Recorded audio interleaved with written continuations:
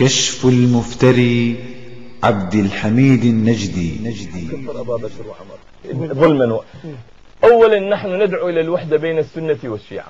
ثانيا نحن لا نكفر أحدا من المسلمين إطلاقا، لا سنة ولا شيعة ولا من الزيدية ولا من الظاهرية ولا من كل فرق المسلمين. ونحن بالنسبة إلى أبي بكر وعمر هما مسلمان من كبار صحابة رسول الله صلى الله عليه وآله وسلم. هذه الأمور التي تدعونها علينا ظلما وعدوانا، نحن عندما نحتج عليكم من كتبكم تقولون عليهما هكذا، ونحن لا نقر لكم بهذا. نحن عقيدتنا غير ما تقولون، ونحن نحب إخواننا أهل السنة، ولا ندعي أن أهل السنة لا يحبون أهل البيت. هذا كذب وافتراء ثاني علينا. هذا نعمة الله الجزائري في الأنوار النعمانية في الجزء الأول صفحة 63 يقول: قال هذا ما قاله الفاضل بن الأثير وهو من أجلاء علمائهم يعني أهل السنة. قال: زعمت الروافض أن سيدنا عمر كان مخنثا. كذبوا، ولكن به دواؤه ماء الرجال والعياذ بالله. هكذا يقولون عن عمر أنه كان لا يشفيه إلا ماء الرجال، ويقولون كذلك في أنا لا أتكلم عن أحاديث، عفوا أنا لا أتكلم عن أحاديث، أنا أتكلم عن موقفهم من عمر الذي أرادوا الذي أرادوا أن يخفوه. نعم. أنا أردت أن أبين موقفهم من عمر الذي أرادوا أن يخفوه. ليش يخفوه؟ هو قال لك صريح ما يخفي.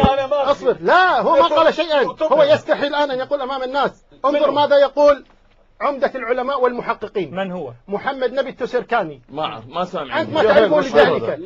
كتابه لآل الأخبار، كتابه لآل الأخبار ملقب عند شيء بعمدة العلماء والمحققين. انظر ماذا يقول: اعلم أن أشرف الأمكنة، هذه أشرف أمكنته. ما قلتها البارح، هذا ما قلتها. قلتها وأنت دائما تتنبأ بالغيب. يقول: إن أشرف الأمكنة والأوقات والحالات وأنسبها للعن عليهم إذا كنت في المبال. تلعن وأنت تبول. إذا كنت في المبال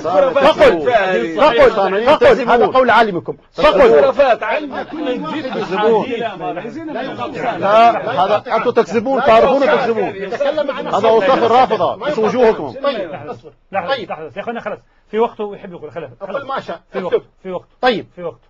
إذا كنت في المبال فقل عند كل واحد من التخلية والاستبراء والتطهير مرارا بفراغ من البال: اللهم لعن عمر، ثم أبا بكر وعمر، ثم عثمان وعمر، ثم معاوية وعمر، ثم يزيد وعمر، ثم ابن زياد وعمر، ثم ابن سعد وعمر، ثم شمرا وعمر، ثم عسكرهم وعمر، عسكرهم يعني عائشة، ثم عسكرهم وعمر. اللهم لعن عائشة وحفصة وهندا وأم الحكم، والعن من رضي بأفعالهم إلى يوم القيامة.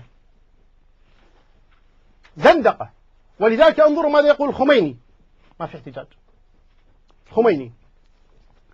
الخميني يقول عن أصحاب النبي صلى الله عليه وسلم في كتاب كشف الأسرار صفحة 126: إننا هاهنا لا شأن لنا بالشيخين وما قام به من مخالفات للقرآن ومن تلاعب بأحكام الإله وما حللاه وحرماه من عندهما وما مارساه من ظلم ضد فاطمة ابنة النبي وضد أولاده، ولكننا نشير إلى جهلهما بأحكام الإله والدين. صحيح. ثم قال صفحة 127: إن مثل هؤلاء الأفراد الصحابة الجهال الحمقى الأفاقون الجائرون غير جديرين بأن يكونوا في موقع الإمامة وأن يكونوا ضمن أولي الأمر.